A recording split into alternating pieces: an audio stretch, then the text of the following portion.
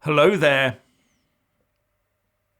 It is imperative that this new Tory government team gets on with pushing the Northern Ireland Protocol Bill through Parliament.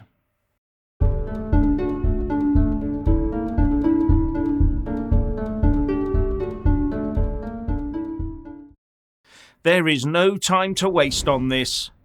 As this process has already been set in motion, Liz Truss and her cabinet must push the Northern Ireland Protocol Bill through to the statute books post-haste. The new Prime Minister has already put 3 staunch Brexiteers in the right positions to get all this done. Heaton-Harris is the new Northern Ireland Secretary, and Steve Baker becomes the Minister of State for Northern Ireland. And both of these have served as chairman of the Tory party Eurosceptic European Research Group, the famous ERG. And James Cleverly is now the Foreign Secretary, another Brexiteer. But they will need the legislation behind them to have a chance of getting the job done properly and protecting the Belfast Agreement and the peace process. Although with Brussels still insisting on no renegotiation of the protocol, we may as well just ditch the whole thing now anyway. And the Foreign Secretary said, "What we cannot allow is for this situation to drift, because my number one priority is protecting the supremacy of the Good Friday Agreement." Remember, Brussels, Dublin and our own UK in-house Remoaners all believe the EU has us over a barrel, especially with sleepy Irish Joe Biden sticking his hooter in from time to time. And on that last bit about Biden, he's never going to give the UK anything if he can help it. I was actually a bit surprised he became part of the AUKUS submarine deal. So there's possibly something much bigger behind that deal than the US-EU-Irish relations. But if Biden doesn't want to sort out a proper trade deal with the UK anyway, then why should we listen to him? Let's wait until he's gone in a couple of years' time. But back to topic. Now, the government has made it clear that it would prefer to negotiate with the EU on all of this, but that legislation would be used if necessary. But as I said, Brussels is not for negotiation. They want to make life as difficult for the UK as possible to try and force us to sign up to their single market rules.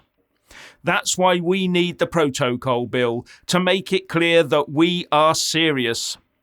And the new Northern Ireland Secretary has said that he thinks there's a landing zone for a deal. But will they deal? That's the question. The Northern Ireland Protocol Bill, which will give the UK a framework for dealing with issues thrown up by the protocol, has made it through the House of Commons and was sent to the House of Lords, where it's had its first reading. Now, it was due for its second reading later in the year after Parliament has shut down for the party conference season. But there is talk that it could be brought forward before the breakup of Parliament on the 22nd of September. Let's hope so. Because the earlier we get this started, the earlier we can get through all the House of Lords Remoaner attempts to stall and sideline this important bill. The DUP leader, Sir Geoffrey Donaldson, said that peers in the House of Lords have already started salivating in columns and tweets at the prospect of being able to delay and even derail the bill.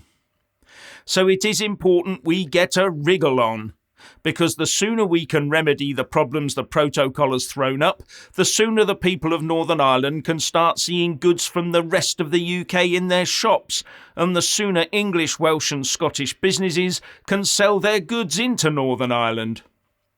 Now, the new Northern Ireland Secretary, Heaton-Harris, said the following, either in naivety, sarcasm, diplomacy or jest, that the problems that the protocol, probably inadvertently, has put in place mean that is not the case now, and we do need to solve this issue.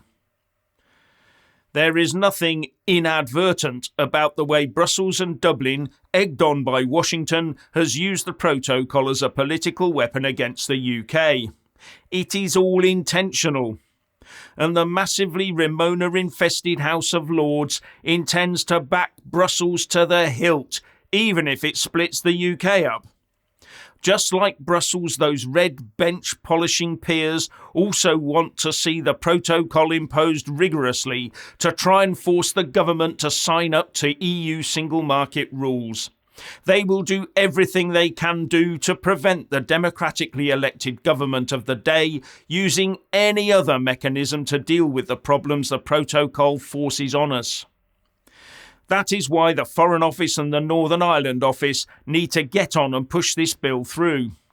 And if the Lord stymies it, then be prepared to use the Parliament Act, if necessary, to force it through.